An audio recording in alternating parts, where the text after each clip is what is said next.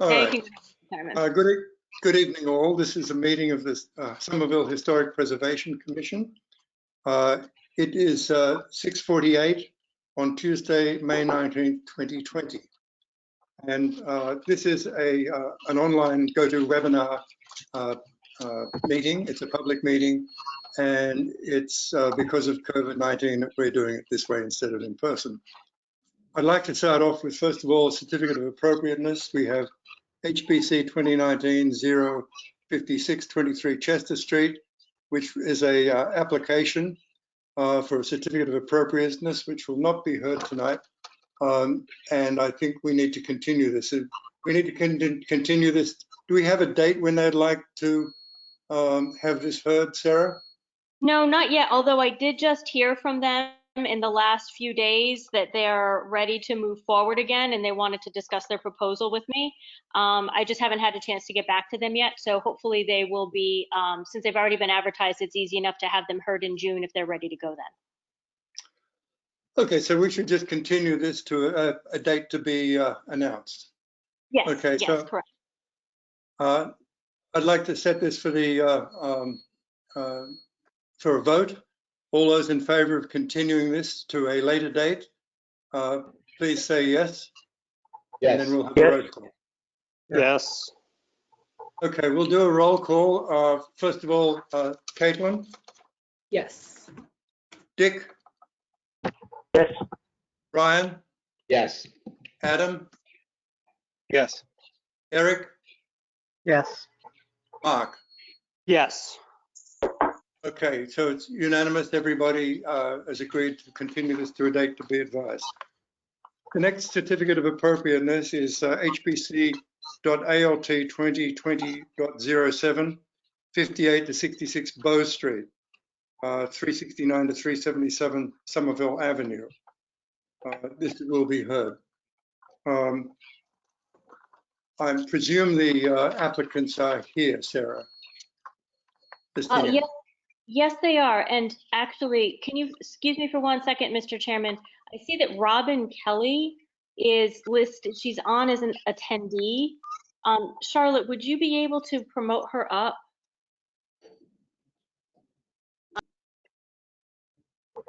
This is Charlotte speaking. Sorry.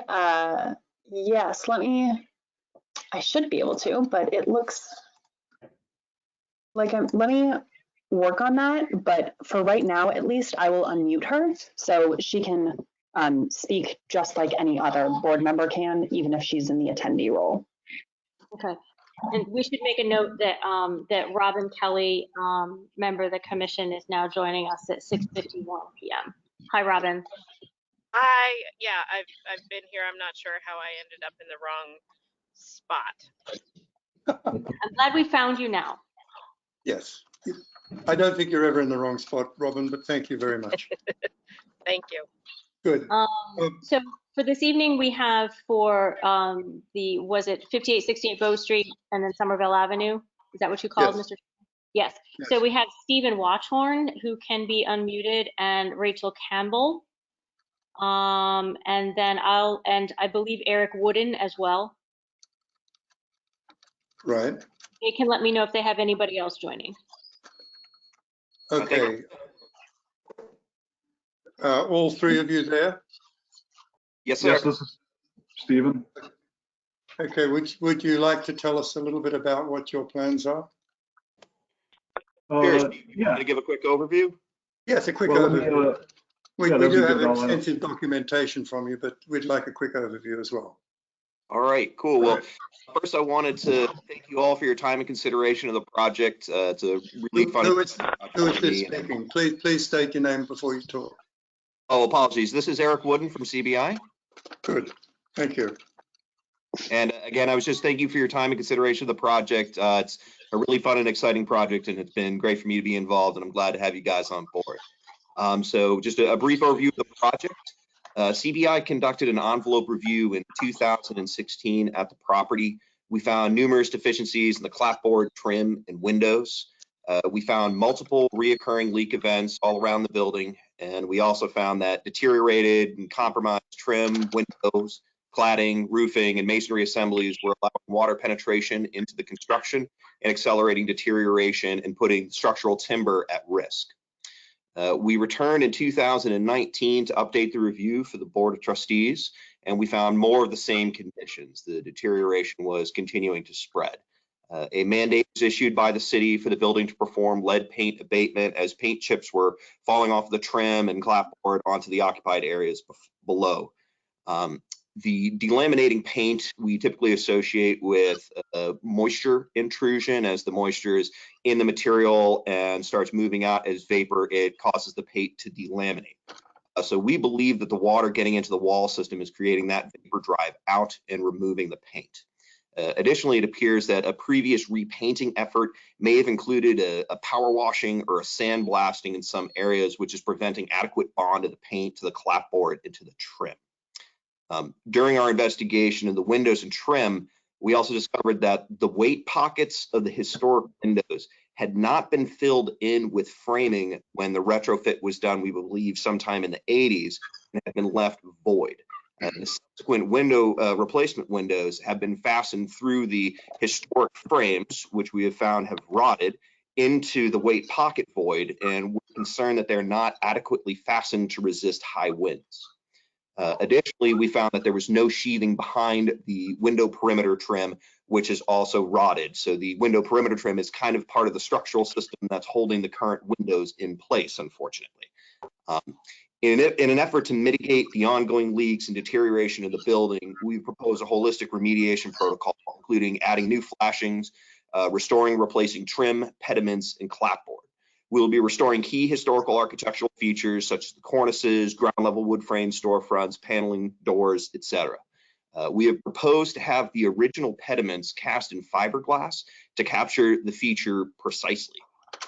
This method and material is the absolute best option for replicating historical features such as this. The detail on it is, I'm blown away by it. I was told it was really great. I had some samples dropped off and I've got some photographs that I can share, and it's so good. You can see the brush strokes from the paintbrush on the wood in the fiberglass representation. You can also see the grain of the wood if it's projecting through whatever the final finish was. It's really, really impressive stuff. And I believe Somerville's installed it already at some of your historical libraries as well. We propose the use of other non-traditional materials in this restoration project as well that match the aesthetic of the original that is now deteriorated, the materials, while offering the improved durability and protection of a contemporary product.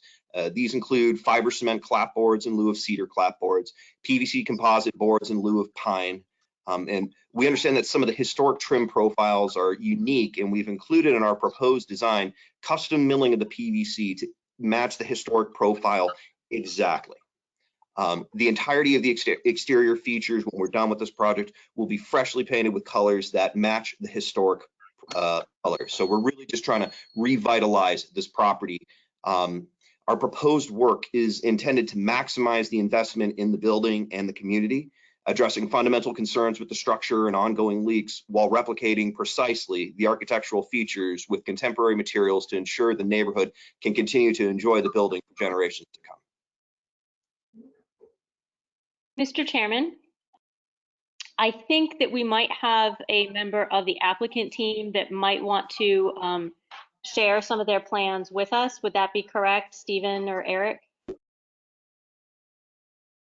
Yes, we can share all the materials that were submitted to the Historical Commission. We also have additional photographs and samples that we took pictures of. I'm sorry, who was speaking? I need you to identify yourself. Yeah, this is Stephen Watchorn. And Okay. I can share my screen if. Okay, what I'm going to ask Charlotte to do is promote you up to a panelist so that you can share your screen. Once any decision has been made on this proposal, though, we're going to have to totally kick you off because we can't demote you after we promote you. This is Charlotte speaking. Stephen, you are now the presenter and can share your screen, and yeah, there you go. All right. Well, let me ask you, what would you like to start off with? Is there anything in particular that Eric outlined? Robin, could you say that again?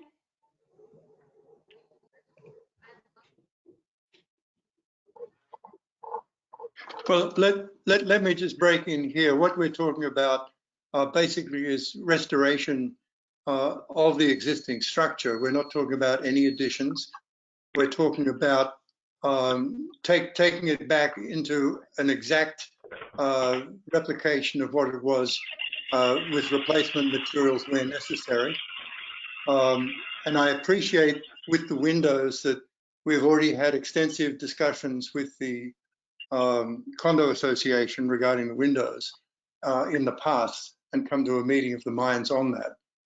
So basically, if what I'd like you to tell us about, if possible, is anything that's different that you're planning to change on the structure that would present it differently from the public way. Well, let me just, yeah, that's a great question. The answer is, when you're walking on the sidewalk, you're not going to notice the difference. Our intent for this project and for all of our historic projects is to follow the Secretary of the Interior standards wherever possible, wherever feasible. We are doing extensive amount of wood restoration on this building, both up high at the and also down low at the street level, or in and around the storefronts.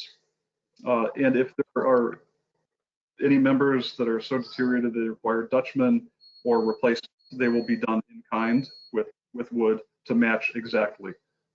So when we're done with this project, our intent on this project is you wouldn't even know that we're here. It's going to look like a well-maintained building. Where it is required, we unfortunately, as Eric outlined, in this building, there are so many problems. There has been a numerous history of leaks, and really what we've had to do is identify and treat the causes of all of the decay. That's why we were brought in by the board, is to stop the leaks, stop the problem, and then treat the problem areas by either maintaining historic character by rehabilitation or repair, and where required to replace some components that are so deteriorated. And the only difference really here is you mentioned the windows, the siding we are requesting to be replaced with a fiber cement board. It'll match the same exposure of the existing clapboard siding. There is some trim around the windows and some other selective areas of the building that we're requesting to be replaced with PVC, cellular PVC, custom molded to match the existing, and also the pediments, which would be GFRP. Mr. Chairman, if you wouldn't mind, could I make a suggestion that Stephen show us, like, Stephen, you briefly show us some close-ups of the pictures of the deteriorated areas. And I think one of the things that's quite edifying is that you have a couple of pages of the plan set that are color-coded with what you're going to be changing and what you're going to be doing where. I think that might be helpful for the commission, if I could. Well, let me clarify. These drawings that are color-coded, maybe there's some confusion here. Let's see. This is where we started back in 2016, was to do a survey of the deterioration that was occurring, and it became. Yeah, so this is really the deterioration that was noted throughout the building, and it was just so extensive that we felt that there was a tipping point that it all had to be replaced. That we really can't get in and selectively remove it, because we would be removing so much of it. And as Eric mentioned, it's not just the outer face of the materials, the siding, but it's the backup materials that have rotted away as well. So we're not only treating the facade, we're treating the structure behind it. And the only way to do that is to remove the components. In this case, siding, trim, pediments. There's just been what you can't see from the sidewalk. And I was there on Friday looking up, you can't see the level of deterioration that we saw from a lift poking a screwdriver into the wood, straight through the wood, right through the siding, basically into the wall cavity. And it's so prevalent on the Somerville and Bow Street elevations that we will be requesting to replace all of the siding. So just to clarify, these highlighted areas in red and purple and gray, these are the areas that we found extensive rot. They're not indicating the areas that we will be selectively replacing siding. We're going to be replacing all of the siding. Thank you for the correction on that. Yep. And some of the photos, you know, really are revealing. Let's see.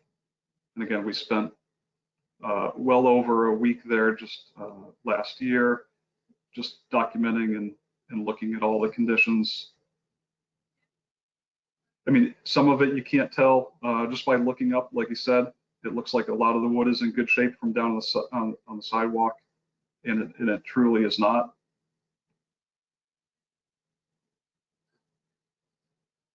And again, we pulled off some of trim to the structure behind it, and we found just so much rot in the underlying structure that, yeah, maybe we could, there are some areas that we could paint over, but again, we were hired to identify and treat the causes of the problem, and we can't do that unless we remove the outer layer of material. Steve, if I can hop in just for a second. Who's You know, speaking? I'm sorry, this is Eric Wooden from CBI. I'll get used to this, I promise. That's okay. Something that absolutely floored me at this property is this thing that I'd call structural paint. Some of the Yeah. wood is so deteriorated, and you look at it and you're like, oh, that's perfectly fine. But as soon as you touch it, it just implodes because the layers and layers of paint is the only thing that's there, and the wood was just completely gone from behind it. Sorry, Steve, carry on.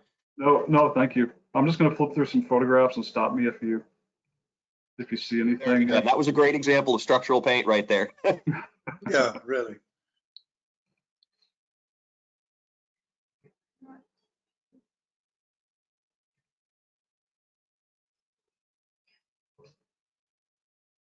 In this case here, this is in the courtyard, so understand it's not under this application, but here's an example of some PVC trim that can be standard. We're not expecting the PVC that we're releasing on the Bow and Somerville Street elevations to be standard profiles. We will custom match whatever is there as necessary. So all that trim work, could you go back one slide, please? Sorry. So all that trim work around the windows, if you do that in the PVC, then that will match exactly. Correct. Yep, thanks. I just want to clarify.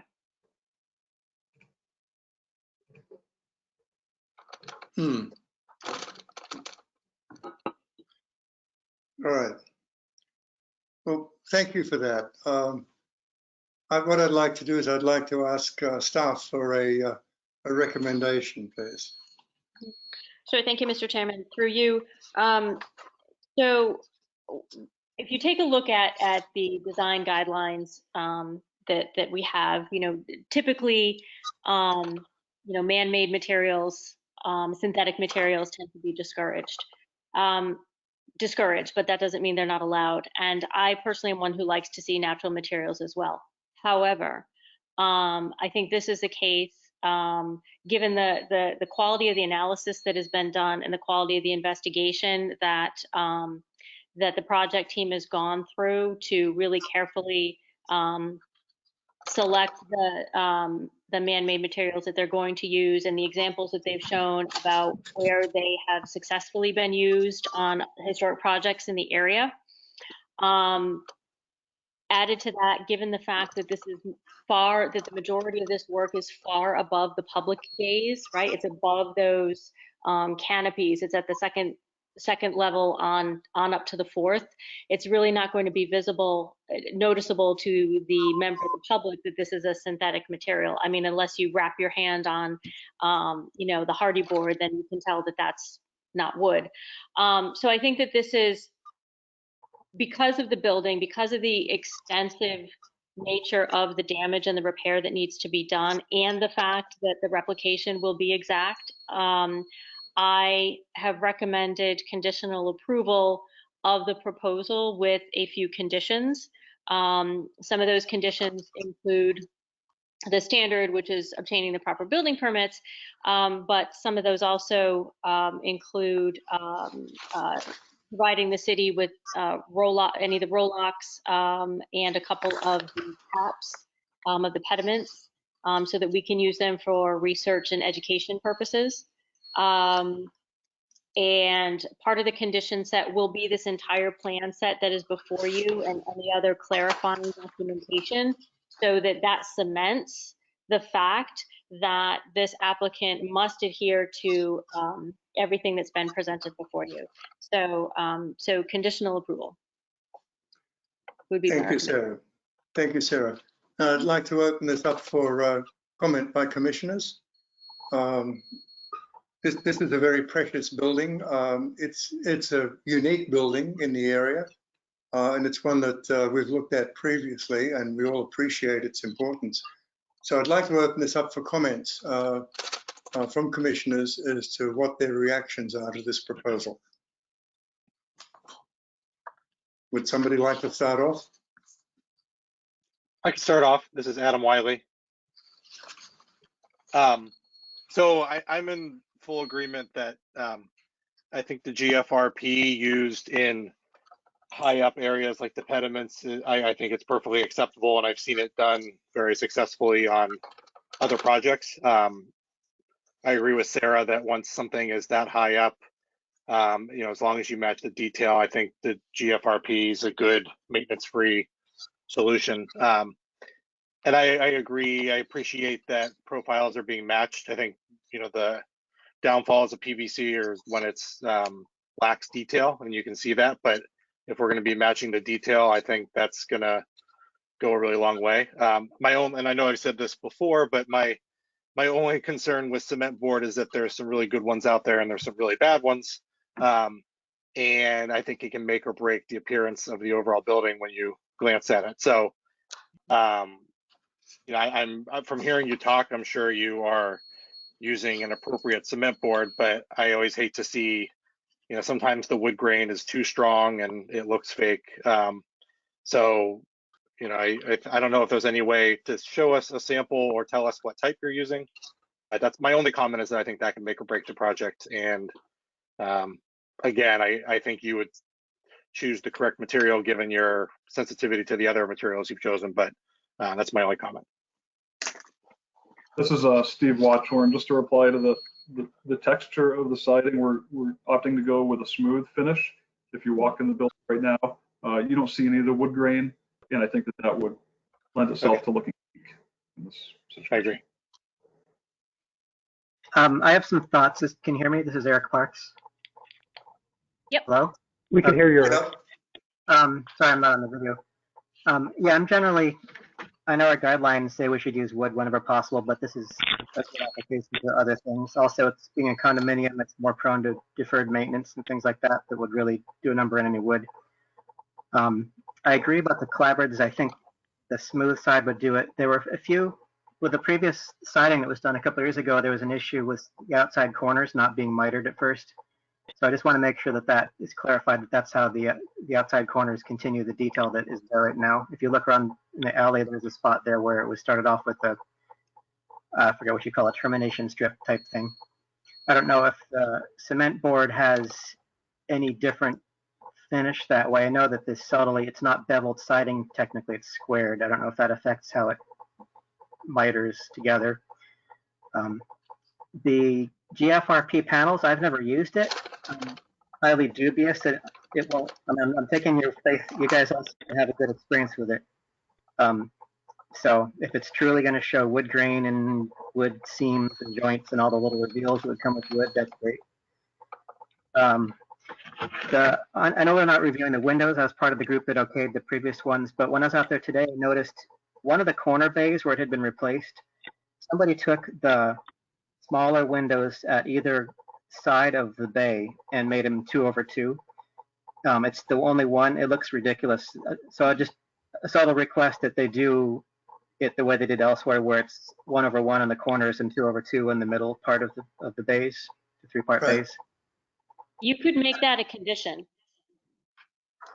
Okay. Yes, we could. as well as making a condition of the smooth cement board and what you said about the mitered corners, just to ensure that that is done. You could certainly add those as conditions. Okay. Yeah, as a 'cause whole- the mitered corners are exquisite in this building, the way they were done. I really admire how they were put together. And as somebody who plays a lot with fiberglass, I firmly believe that GRP done properly is far better than extruded vinyl or plastic.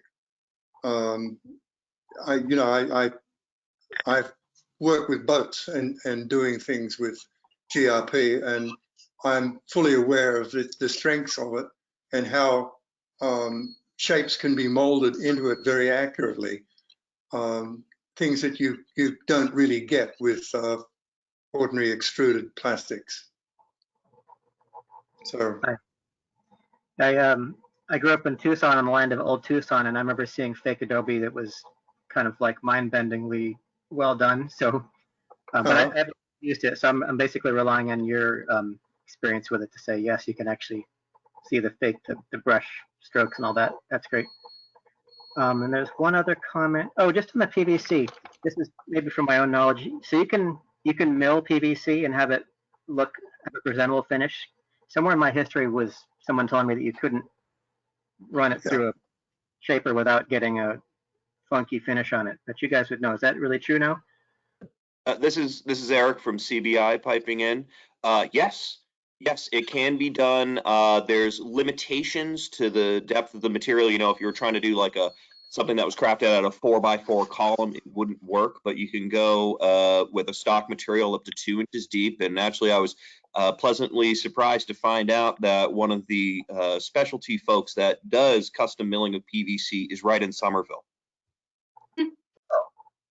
Who's that? That's curious. really, Yeah, I was very surprised by that myself, and I wish I want to say Downson Reader, but it's not. It's somebody else. It's a smaller outfit, and the name escapes me. But one of our bidding contractors, Homer Construction, turned me on to them, and I reached out to them to verify that we could do everything that we wanted to do, and they said no problem. good. This is Eric here. Those are my comments. Okay, other commissioners? This is Dick, and I would just agree with the other things that have been said. This is an amazing project, and I'm certainly really impressed by the level of detail and the quality of work that you have put into it so far. And I would also join with the comments that Adam and Eric have made and the conditions that they've suggested with regard to the cement board, the mitering, and so forth.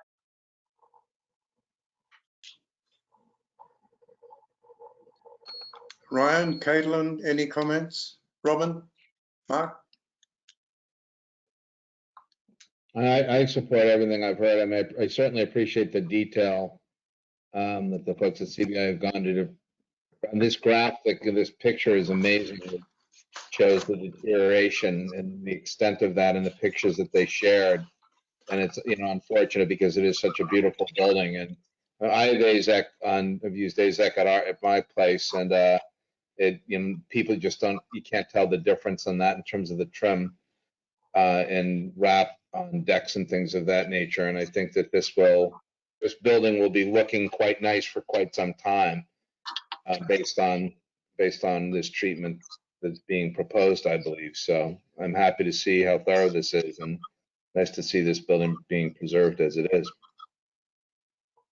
Hi, this is Robin, Yeah. and I would agree with all of those comments, and am very glad to know that this building will be cared for in such a detailed way because it is so important to Union Square in particular. Yes. All right, now this is a public meeting. I'd like to ask if there's any members of the public who would like to raise their hand and make a comment on this. Charlotte, are we hearing anybody raising their hand? This is Charlotte speaking.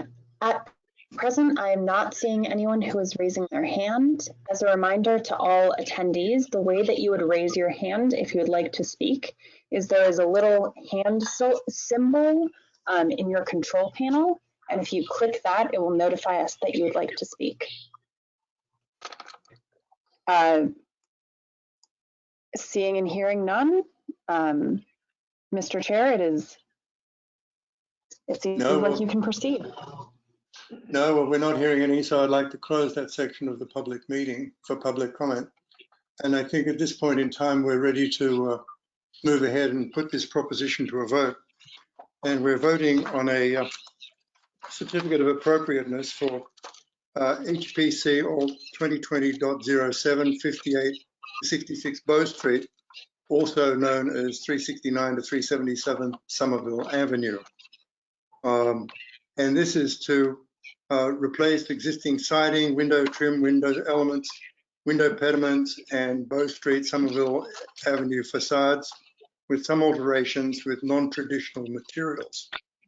And Mr. Chairman, sorry? Before we vote on that, we've actually not discussed the windows tonight. We have had windows come up on this building before and talked about a plan, which you had mentioned earlier, but do we need to talk about it tonight and essentially re-adopt the position that we took then?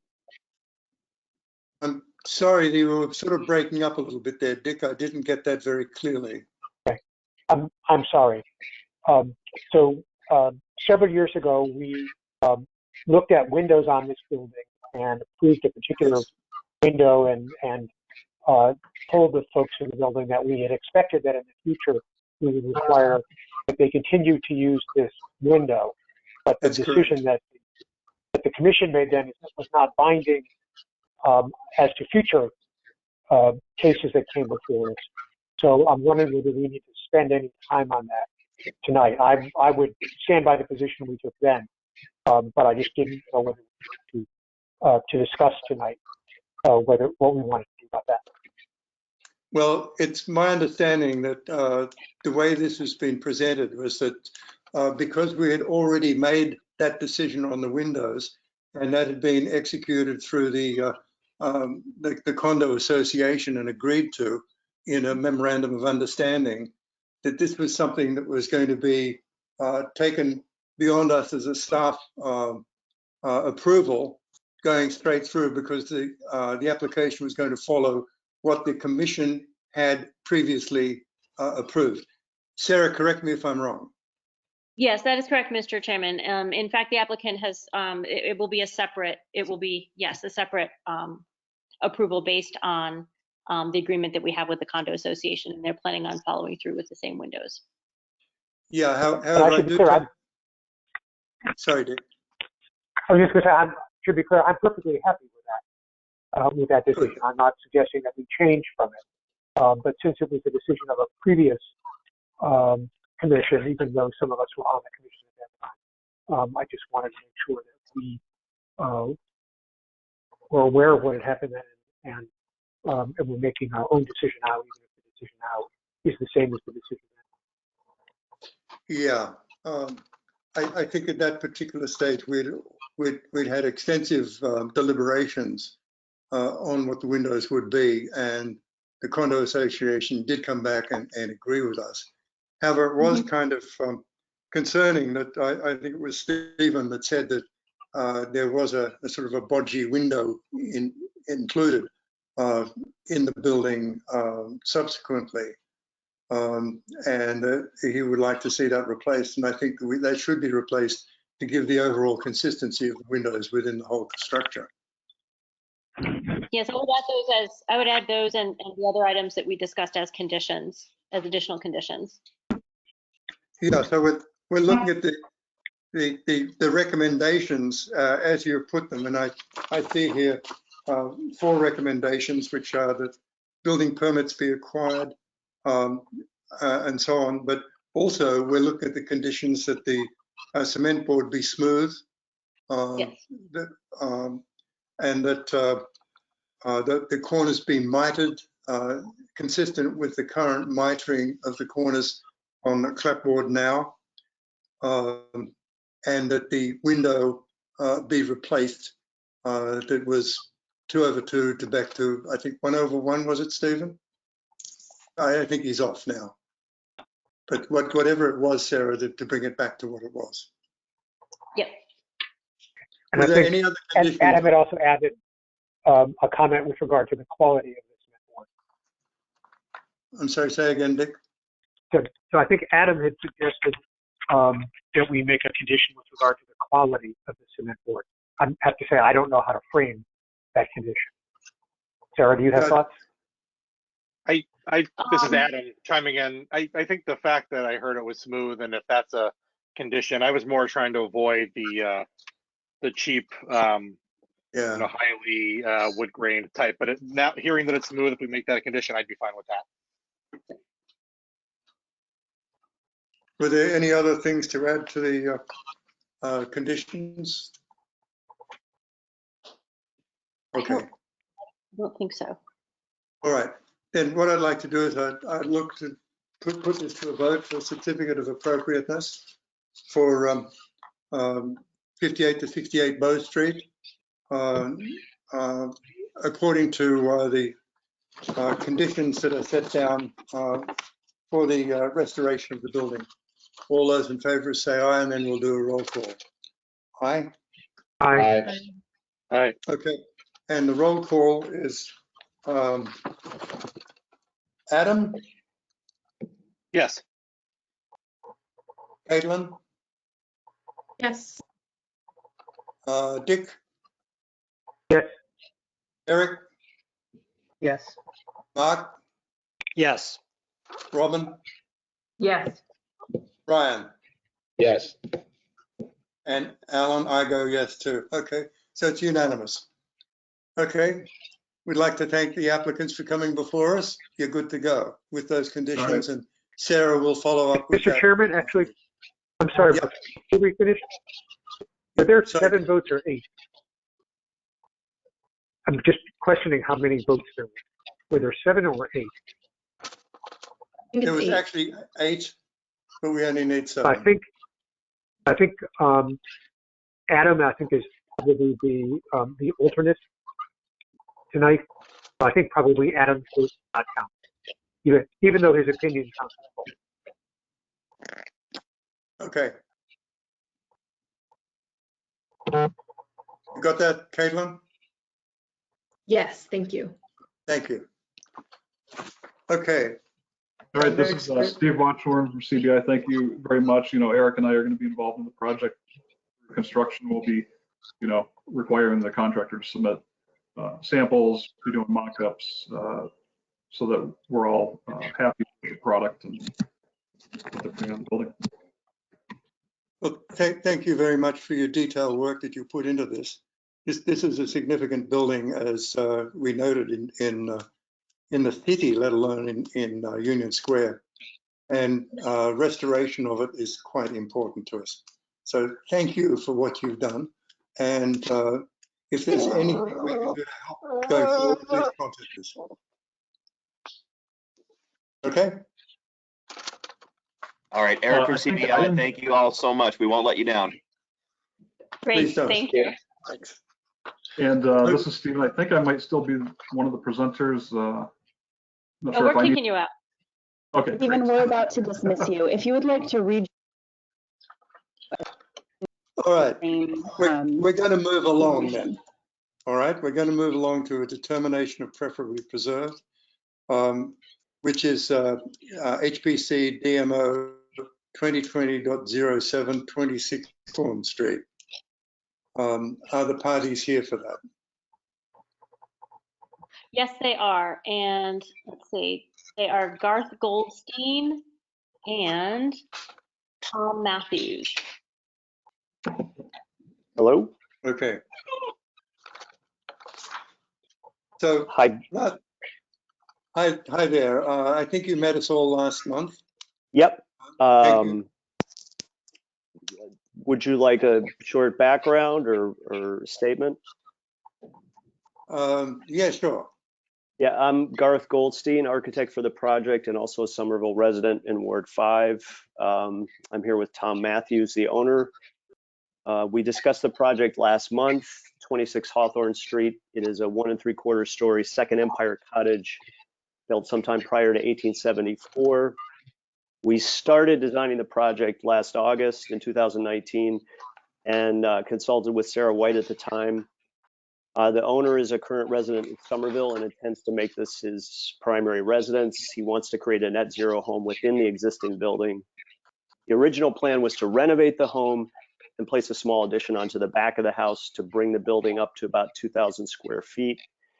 In order to make this a net zero home, we need to add a significant number of photovoltaic panels on the roof of the building, change the upper section of the mansard roof to accommodate the panels above, and stabilize the exterior and interior walls to accommodate the new loading. The secondary goal of the project is to make the interior spaces more open. But through the design process, again, we started in August of 2019. By February, it became apparent that we would be essentially removing and replacing almost the entire structure of the building, including all the foundation. And at that point, we decided that the best course of action was simply to rebuild the house. And that is precisely what we would like to do. We'd like to build a new version of the original house. The new house would have the same massing, the same footprint of the original home, and we'd add historic details that the home has lost over the years.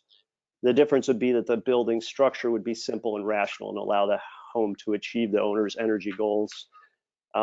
We submitted a package of drawings, photographs, a survey, maps prepared with Sarah White's guidance as an alternative means of preservation.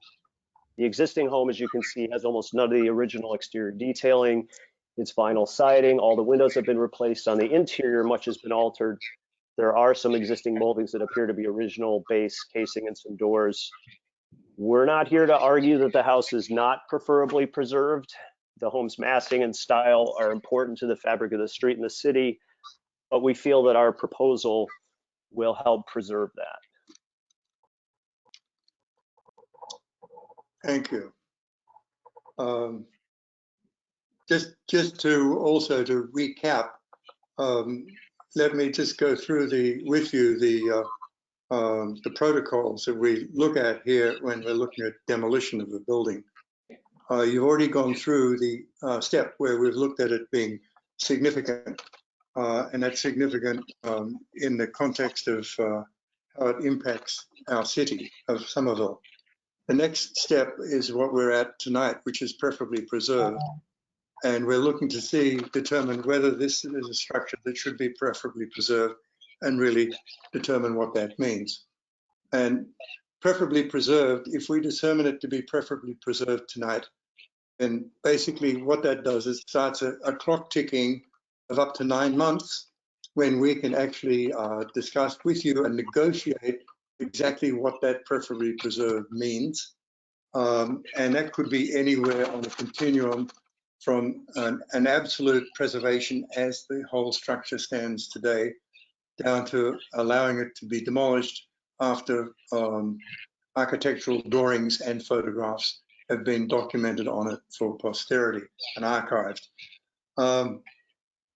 If we determine that it's not preferably preserved tonight, then you would be free straight afterwards to go to, after, of course, Sarah has processed the paperwork, to be able to go to ISD and get a demolition permit. So do you understand that? Yeah. Good.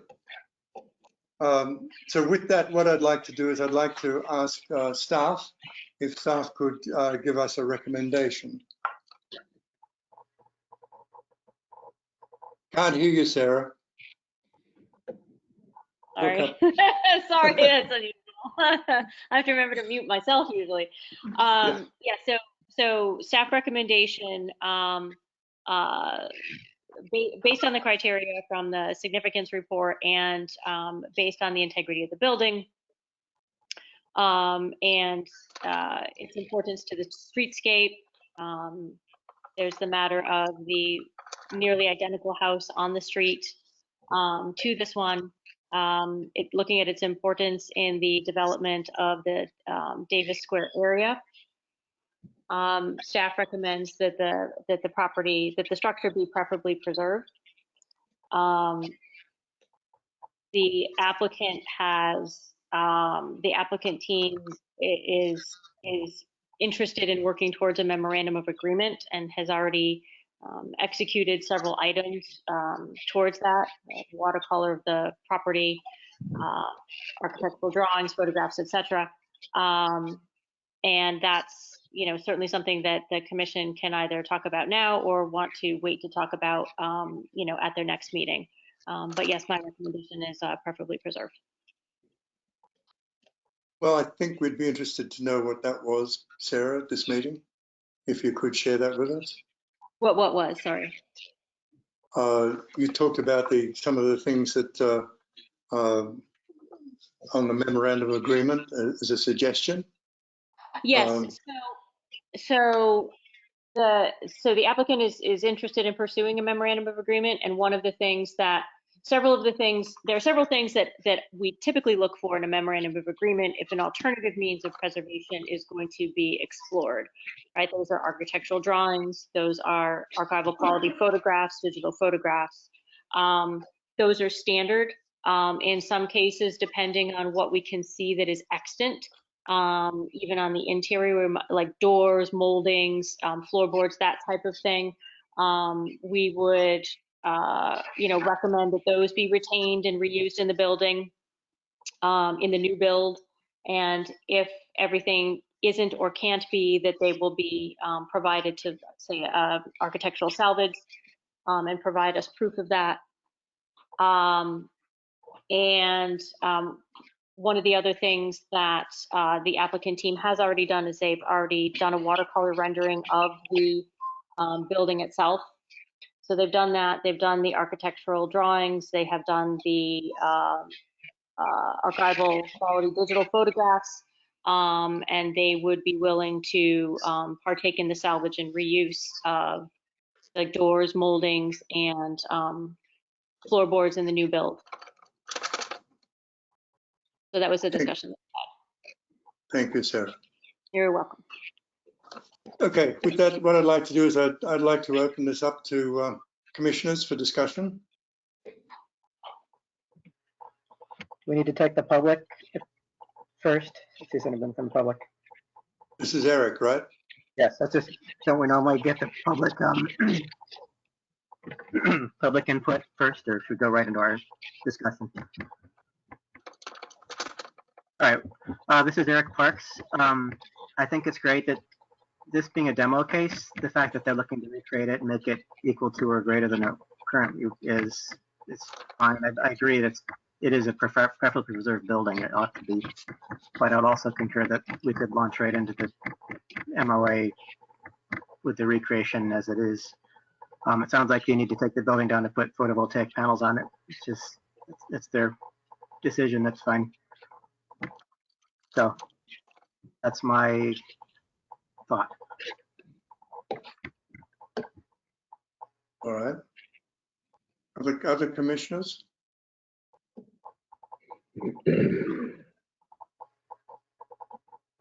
Robin, you're the realtor here. What are your thoughts on this?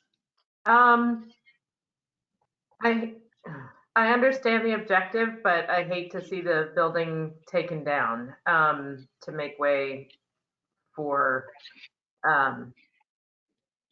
preference of interior spaces. So, and I know there's more to it than that, but I have a hard time not seeing this as being preferably preserved.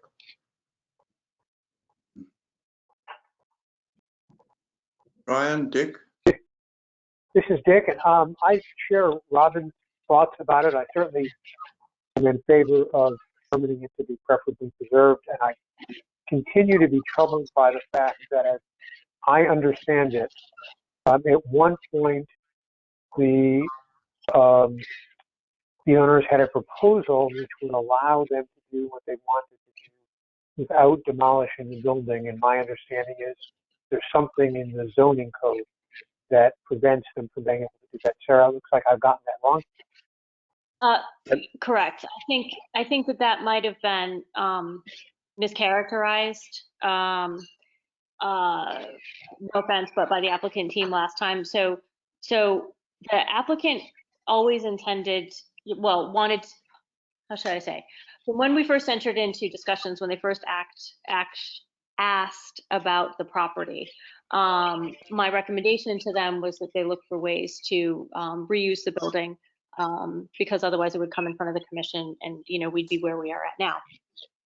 So the issue is not the zoning itself, because they can add on to the building under the new zoning. I think that they have certain desires for interior spaces, and the architect can correct me if I'm wrong on this, but I think one of the real driving forces of it is the fact that the solars that they want to put on the roof is not capable of supporting it. So that needs to be rebuilt. There needs to be steel beams put in. And once you start with the roof and then you have the weight on the roof, then that weight gets transferred down into the supporting walls, which are not able to support it. Yeah. Can I issues on top of that? Could I chime in? Yeah, just sorry, just really quickly. But I did want to say that there is nothing in the new zoning that would prevent them from reusing the house in general. So there is no zoning issue. Yeah, if I could just chime in, I think that the zoning, just to be clear, the zoning change. Can you sorry, this is Garth Goldstein, the architect. The zoning change was not the trigger. It was coincident with the decision that we were gradually reaching. And to be clear, you know, it was a gradual decision. We started with the plan of saving the building. And if you take a look at the engineering report, it was a long-term design process where we gradually were figuring out which walls we would have to stabilize, where we would have to add steel. And in the end, in February, we reached a point where we had a large number of columns coming into occupied space inside the building. And there's very little structure on the existing house that we were even keeping. So it literally became a question of you know, do we desperately try to save onto a few sticks, or do we start over? And that's really where we are. And I think that the zoning change, of course, was coincident in the sense that we had to redesign a little bit at that point, but that really wasn't the trigger. And I think that by bringing it up, I think I clouded the issue in the last meeting. Thank you for clarifying. But then that makes me want to know whether there's anything that would make this preserving the building workable for the applicant. I'm sorry, can you repeat that? I can't hear you. Sure, I'm sorry. So if the problem is not the zoning, is there something that would make this work in a way for you and your client that it would make it possible to preserve the building to still accomplish your client's goals? Well, I think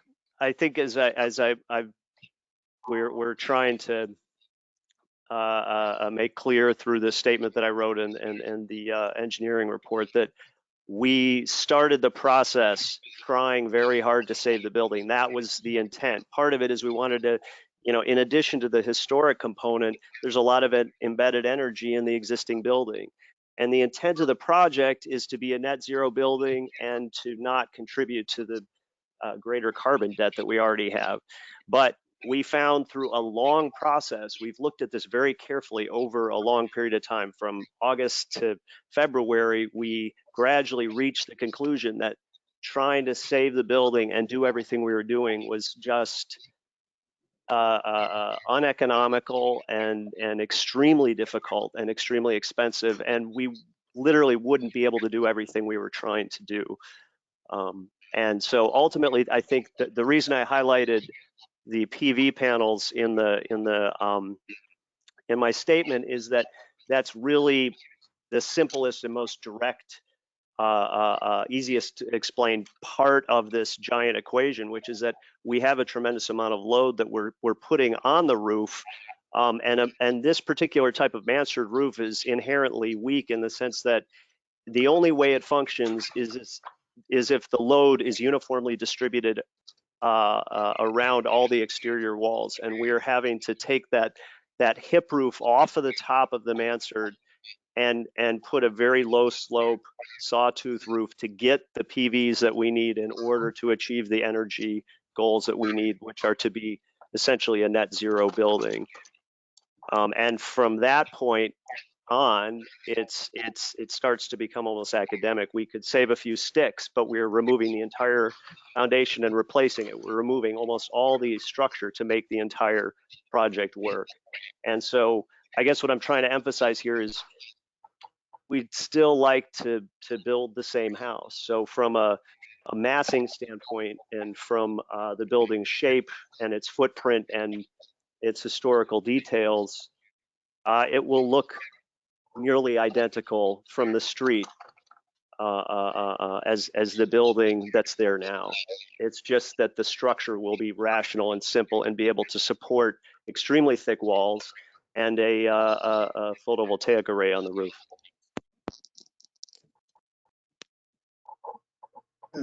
Thank you. Eric, I'd like you to chime in on this if you could. Oh, this is Eric Parks here.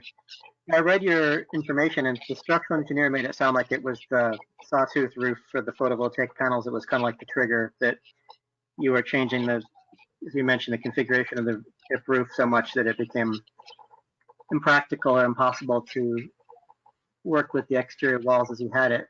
I was a little bit confused. Are you basically putting a series of clerestories, or by sawtooth roof, what do you mean by that? It's essentially, we're trying to keep the height of the roof as low as possible so it's not visible from the street. So it's essentially three very small, the pitch is basically 2 and 12. It's almost like a flat roof, except it's 3 sections of sawtooth. And we'll have a couple of clerestory lights in a couple of locations. But primarily what we're trying to do is provide the PVs at an angle which is going to get us the generation that we need and the volume of panels that we need. The problem with a hip roof is it's, as you know, it's broken up into 4 different, well, in this case, 4 different directions, and it would be impossible to get the type of production that we need off of that roof. So this was the best solution we could find where we wouldn't be, having a giant or a more steeply pitched roof that would look out of place. Yeah, it is what it is there. If it were me, I'd sort of say the trade-off to take a building down to put photovoltaic panels on it is kind of a weird decision, but it's the priority. I mean, to me, just to go back to the basic point, I would agree that this building is preferably preserved. So that's like step 1. And I say step 2, the fact that you're looking to recreate it in kind when any standard developer in town would knock it down and put a generic schlock up there makes the project fairly attractive. Obviously, I'd rather keep the building there, but if you're genuinely interested in mimicking the building as it stood pre-vinyl siding and all that, then all the power to you. So those are kind of like my core thoughts on the project.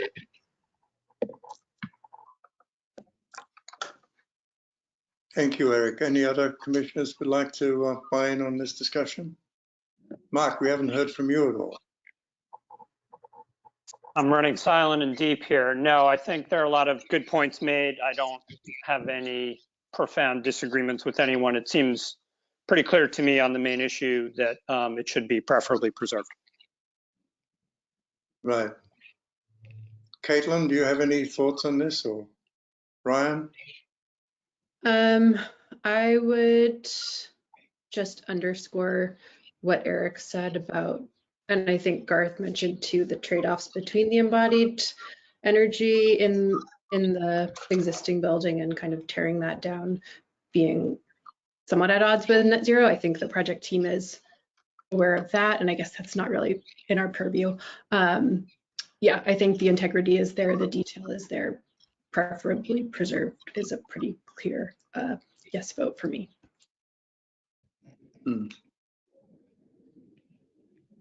Anyone else have any thoughts? Well, one of the things that always worries me is that the most energy efficient building is the one that you already have in situ, because to tear down a building and build a new one, you're going to use a lot of energy to do that. And the payback over time often isn't warranted.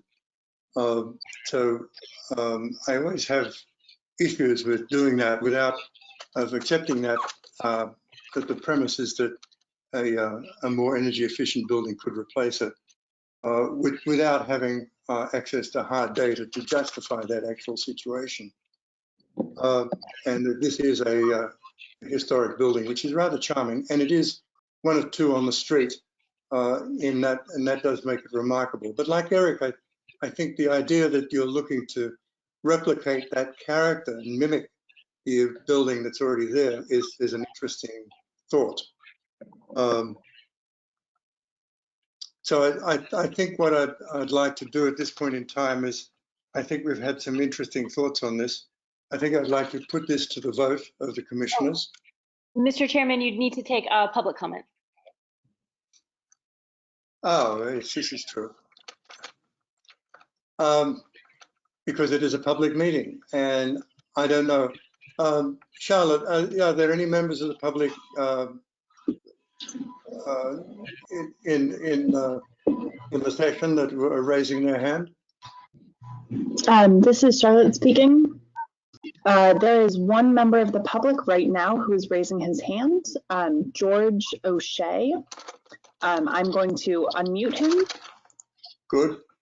Mr. Chairman, if I may, before we take public comment, I just want to remind the public that the HPC's purview is not zoning. It's not, how physically the building gets demolished, condition of the site, what it's going to be, or what the plans are going to be for what goes back on that site. So, if it's properly preserved and it stays there for 9 months versus, or you enter into a memorandum of agreement, what gets built back there then comes under zoning and ISD. So I just wanted to make that clear so that everybody understood what your role was versus, concerns maybe abutters might have regarding what the future of then that property would be.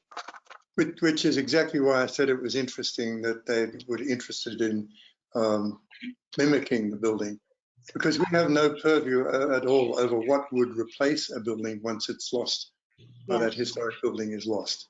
We are only concerned with the historic building that is on the site today.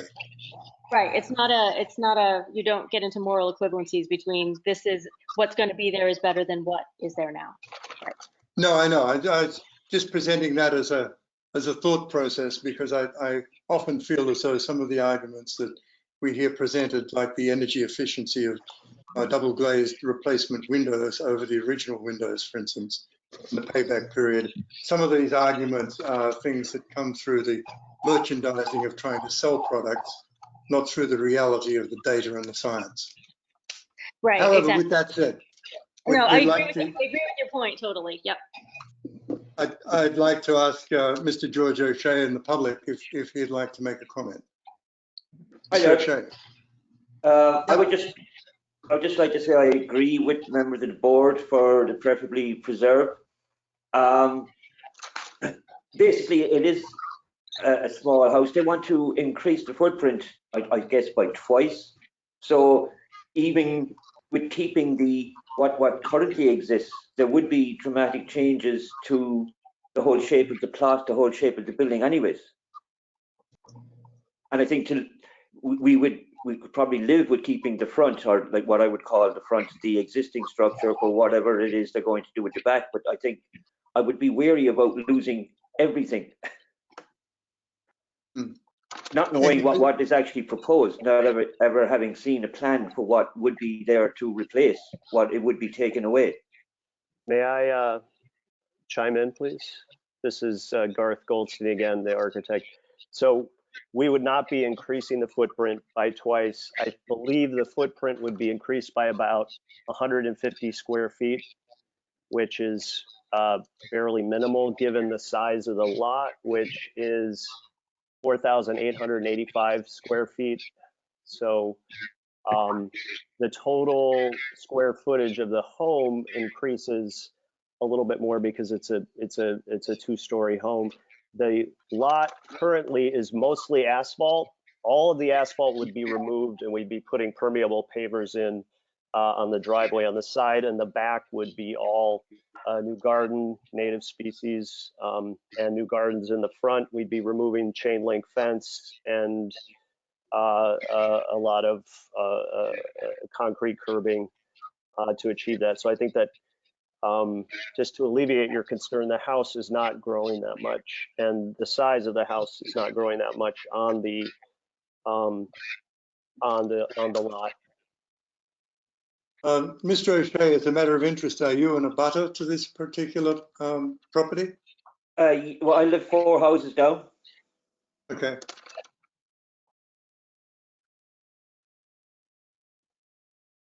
Thank you. Mr. Chair, we appreciate your comment. There is a second person who would like to speak, Karina Wilkinson. She is unmuted and can speak. Welcome, Karina Wilkinson. Would you like to talk to us about this? Yes, I just wanted to agree with the preferably preserve. And I hope that it doesn't end up being demolished. And I do have the same concerns that we haven't seen the plans and what guarantees there would be that they're coming back with something similar and not expanding the size or changing the character. Mr. Chairman, may I just address that really quickly? As a member of the planning department, one of the things that I do is I do the historic preservation, but I also do zoning as well. And I'm not handling this case from a zoning perspective because it's not the ward that I handle. But what I can tell you is that we don't have any plans yet either. There have been massing studies, meaning what building components can be put on and where it would fall in the lot, that are in discussion with the ward planner. But we don't have any plans either. And I just wanted to reiterate that we don't know, none of us knows what exactly is going to go back on there, but the HPC would not be able to base their decision on what is going to be built in the place of this house. And I'd just like to add, for the benefit of Mr. O'Shea and Ms. Wilkinson, that we're here tonight to determine whether this property should be preferably preserved or not to look into any futures of what could or could not happen to only what the status of that particular building is right now on that site. May I jump in for one moment? I'd be happy to share. Yeah, who is this? This is Garth?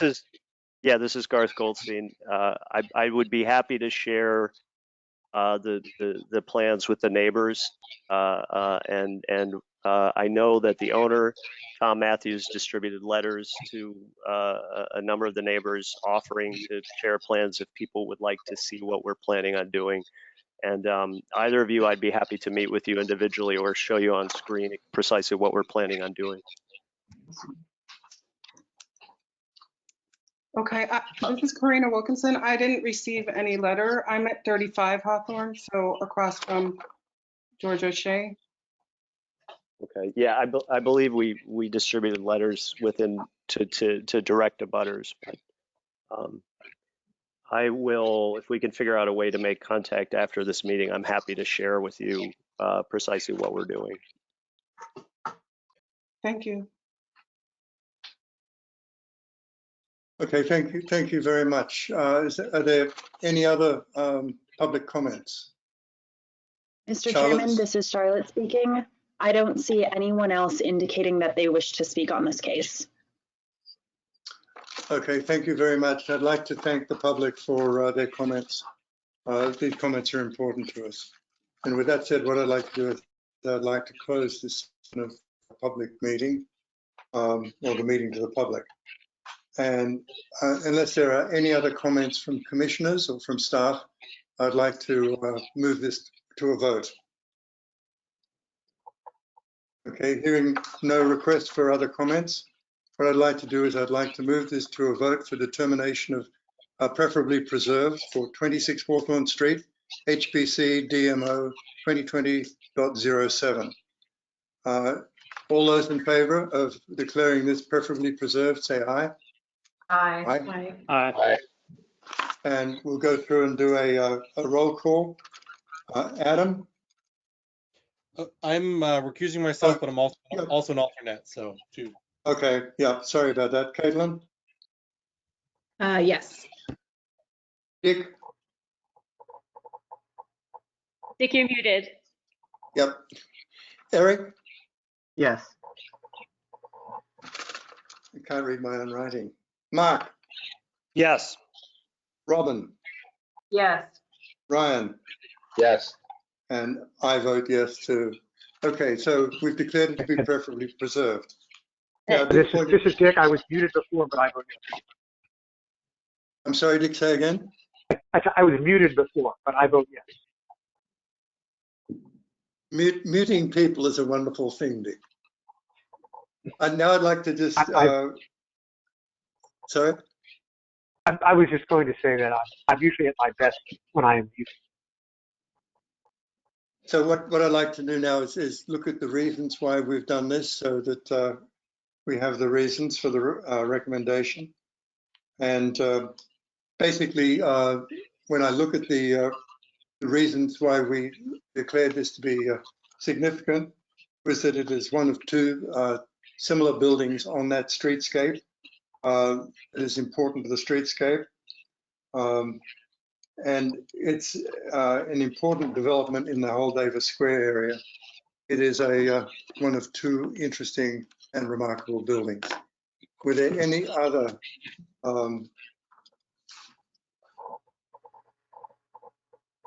reasons why that we saw this to be preferably preserved?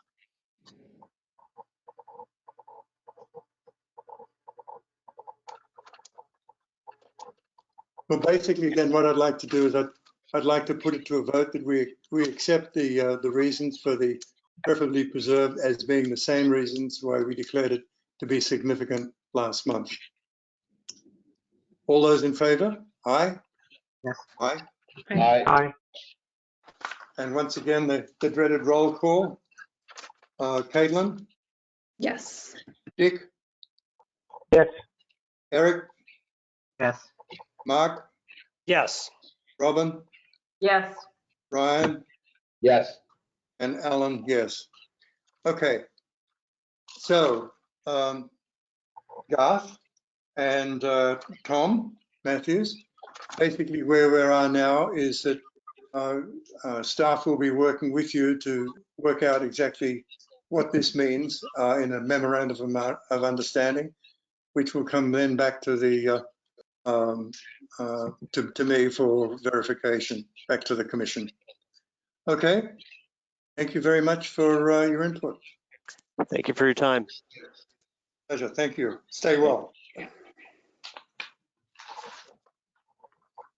Moving on, we have the memorandum of agreement for 118-120 Prospect Street. It's on the agenda.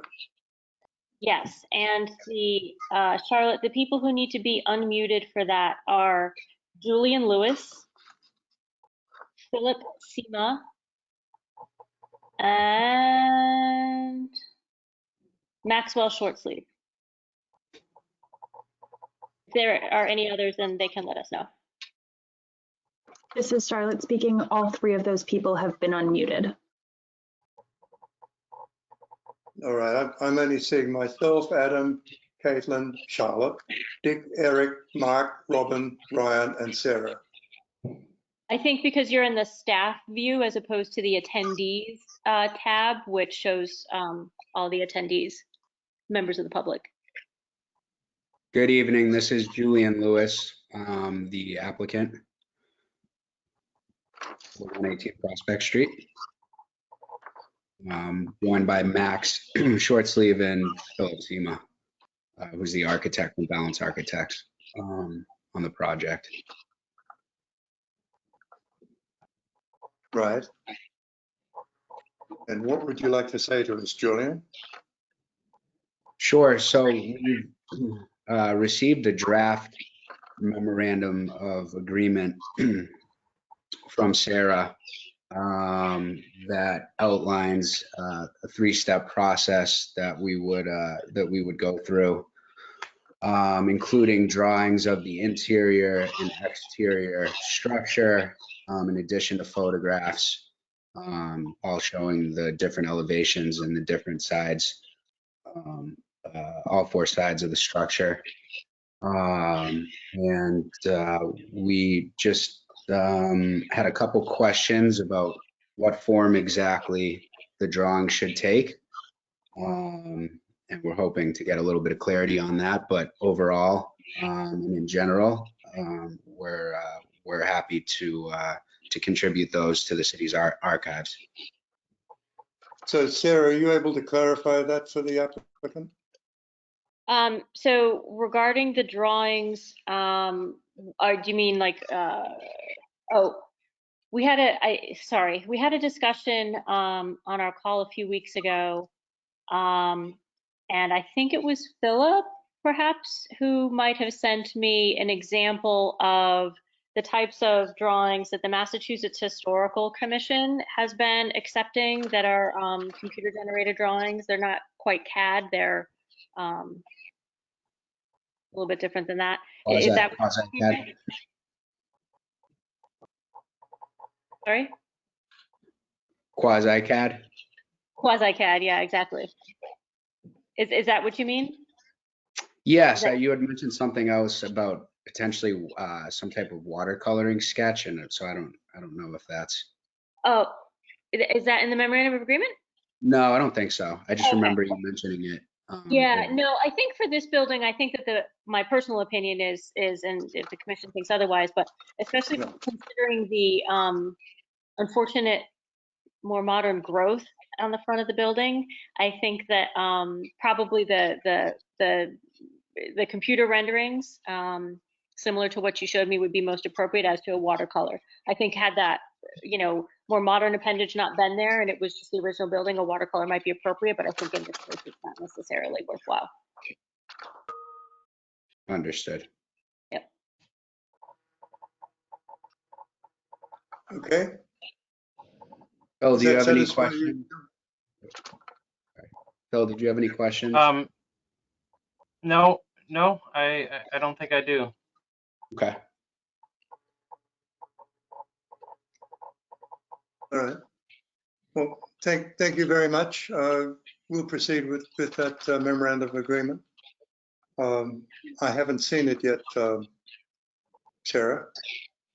It was in the email that I sent.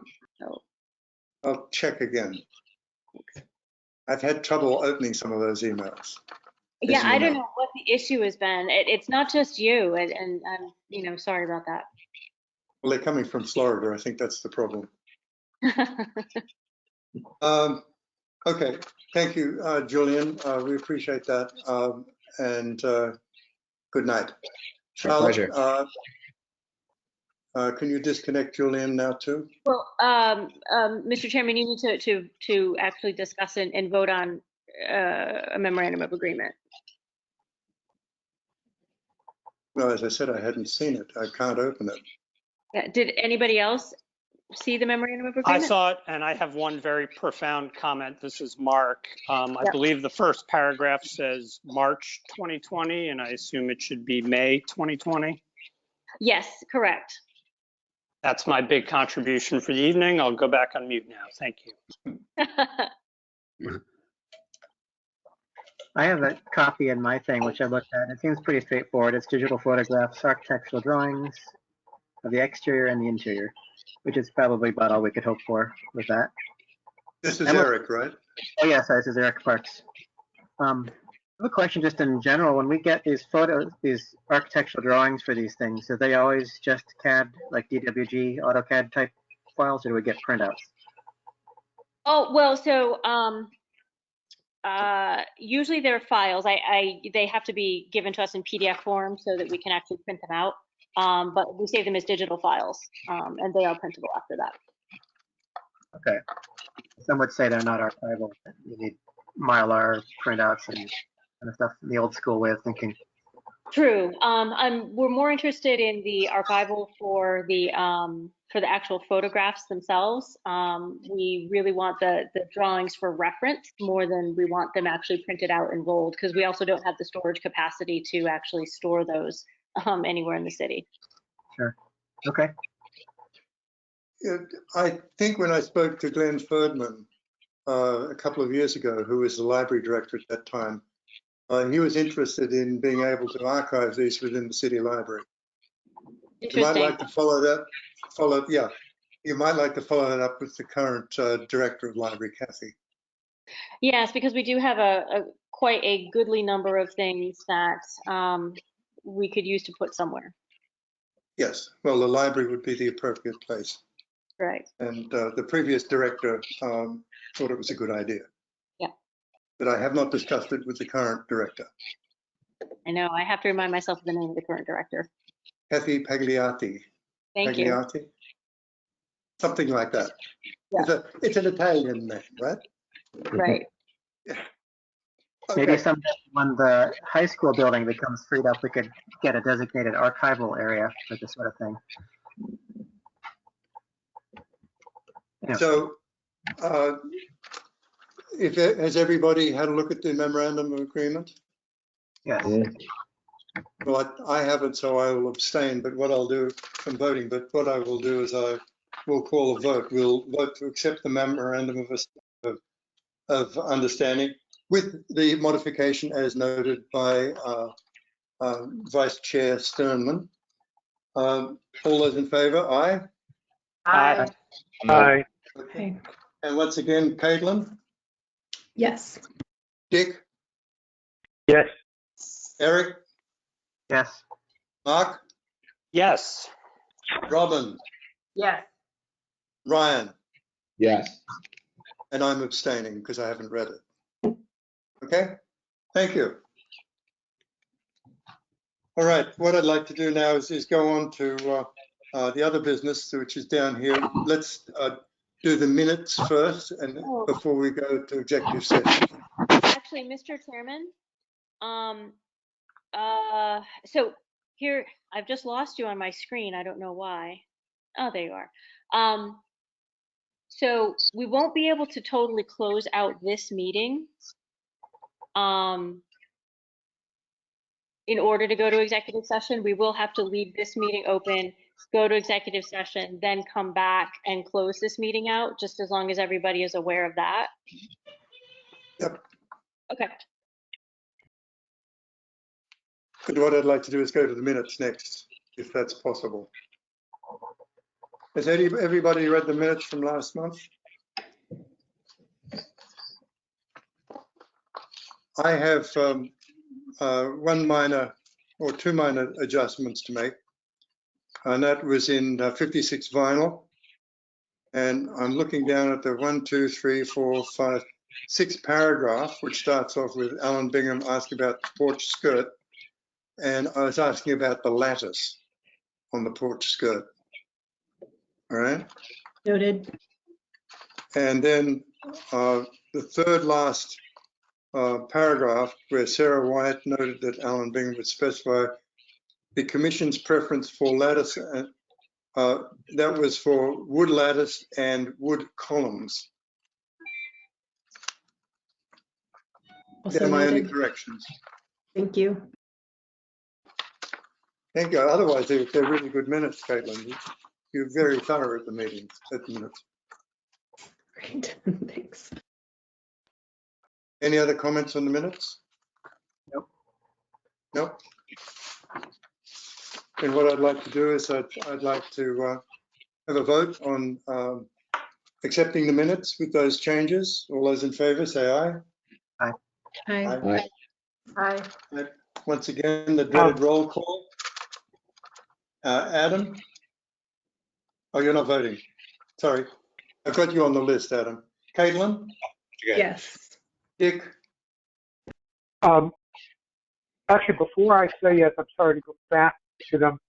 On 19 Woodbine Street, we've listed Edwin J. Smith as the personal representative of the estate. I think somebody else was actually there presenting, and maybe that person's name should. Sorry to be throwing a monkey wrench.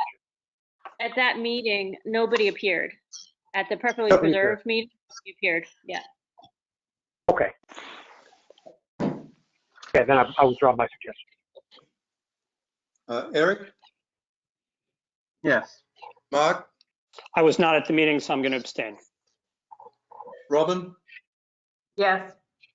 Ryan? Yes. And myself, Alan. Yes.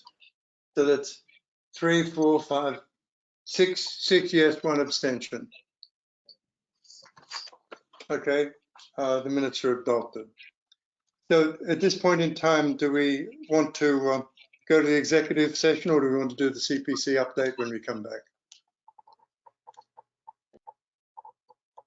I can do the CPC update real quick unless folks are waiting Sure. for us. Why don't you? Okay, so last month on the 22nd, there was a public hearing. Sarah presented. Thank you, Sarah. And I think Dick was in attendance as well. Thanks, Dick, for joining. Sarah kind of expressed preservation priorities, including mixed projects. So those projects that would combine multiple CPA funding areas. There was a very, very strong expression of support for perhaps increasing the allotment for affordable housing projects. The committee met the following week on the 29th, and we have not yet finalized the budget. We're waiting for the period of public comment to close. So we'll be discussing that on May 27th at our next meeting, as well as reviewing pre-applications and feasibility study applications. And I don't know if Sarah or Dick want to add anything that they observed at the public hearing. So just really quickly. No, actually, you know what? I don't. I'm good. I'm good. I'll save it for another time. Okay, thanks. So if I understand you correctly, Caitlin, affordable housing wanted a bigger chunk of the pie. There is a pretty strong presence of folks who work for affordable housing organizations at the meeting expressing this. However, there has been public comment coming in through other means. So I'm not sure that's representative of everything, but I think that COVID-19 has really kind of highlighted the need for more affordable housing in our city. I'm not articulating well what folks said, but yeah, there was a strong showing of folks working in that space. This is Eric here. What's the breakdown currently by of the 3 categories by percentage? It's 50 to affordable housing, 15 to historic preservation, 20 for open space and open space. Open space. The minimum is 10%. That's like the requirement that each category get at least 10%. Yeah, minimum 10%. I doubt that things. It doesn't seem, based on the committee's discussion, that the percentages will really change this coming year. Although I can't say that for sure. But. Well, I like the idea of affordable housing, but affordable housing is a regional problem. And that's a regional problem that the city of Somerville cannot solve alone. It's a function of having affordable public transport and also a function of paying people a living wage. And it's something that should be addressed at a state level. So quite frankly, I sympathize with people on affordable housing, but you know, you can't destroy the infrastructure of a city just to put up affordable housing at the expense of other things, especially when it's regional and it's not just a Somerville problem. because it's a regional problem, it should be the priority to address it should be regional, and that's not happening. So if you'd like support at the next meeting, I'd be delighted to come along and support you, Caitlin. Okay, thanks. I don't think it will be an issue, but I'll let you know. I appreciate it. This is Dick, and I jump in for a minute. With two comments. So one of them is that if you were listening carefully when Caitlin added up the numbers for the three categories, they only add up to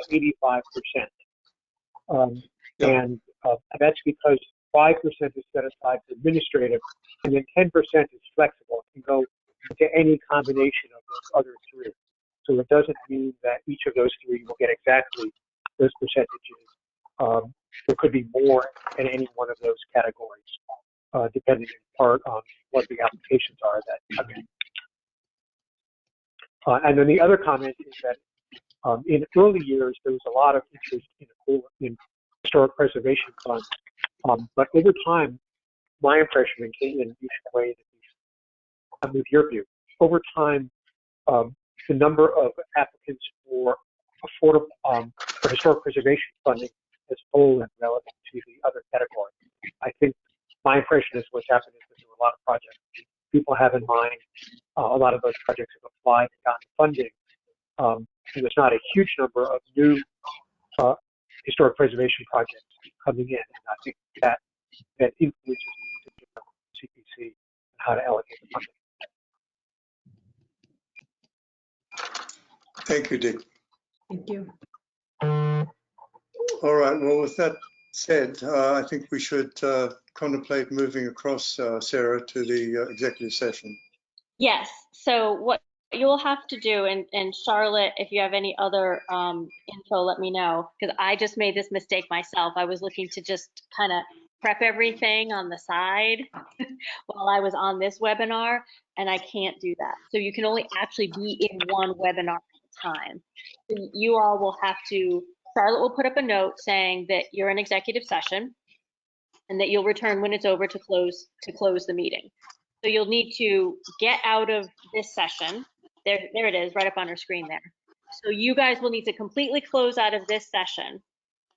Once you close out of this session, give me 4 minutes so that I can go in and open up the next webinar, and then you can use the individual access codes that were sent to each of you to get onto the executive session.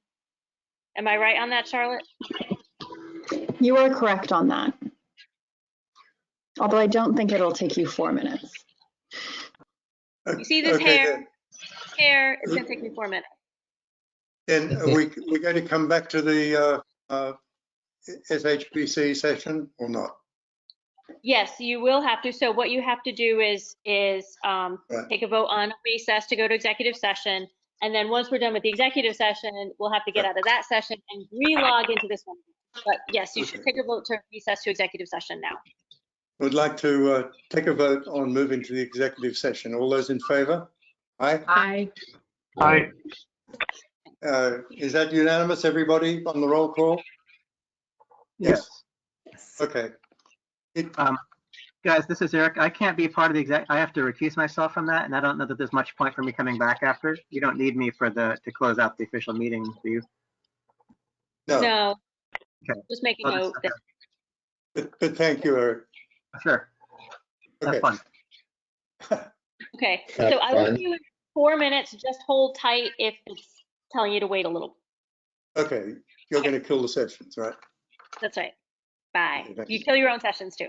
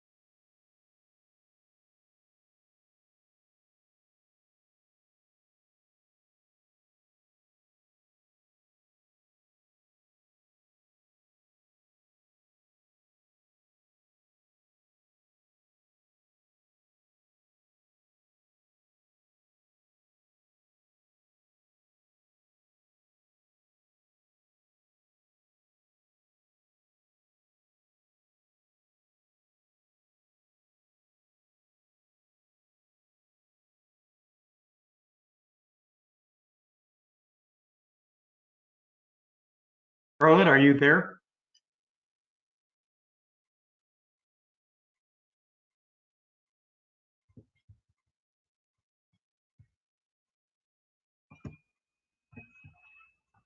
Hello, I heard someone say my name, I believe.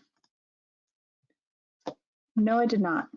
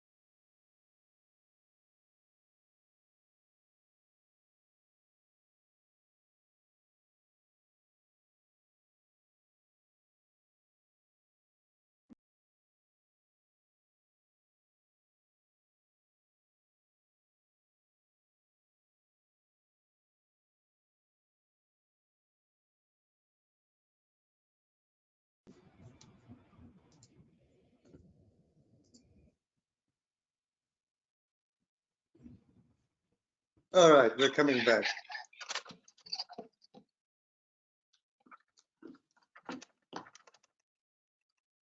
I see Adam and Caitlin, and Ryan, and Sarah, and Robin. Who else do we have? Mark's here. Hey, Mark.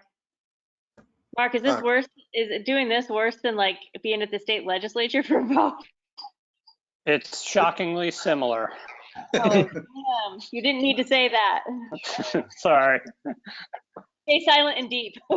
Yeah, right. I'll go back on mute now. Just Thank before you. I'd just like to say something before we continue. Earlier this week, the world lost an arch conservationist, a man called Jack Mundey. Jack Mundey is an Australian, or was an Australian.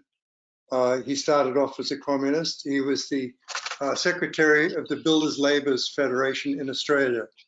And he was disgusted at the way rapacious developers were destroying the architectural heritage of the nation. And so he worked with other unions to develop what they call a green ban. And a green ban is something that unions in Australia put on any building site, which they decided was significant. And they made this as an arbitrary thing. And basically green ban meant that no person who was a trade unionist would ever touch that site again. And in doing this, basically Jack Mundey saved beautiful colonial buildings in Macquarie Street, which is the street that leads down to the Sydney Opera House. He stopped Lend-Lease, a big developer, from building multi-story buildings in a public park in Hunters Hill, which is west of Sydney Harbour Bridge, and also destroying beautiful row houses in King's Cross and Pyrmont. And unfortunately, he died.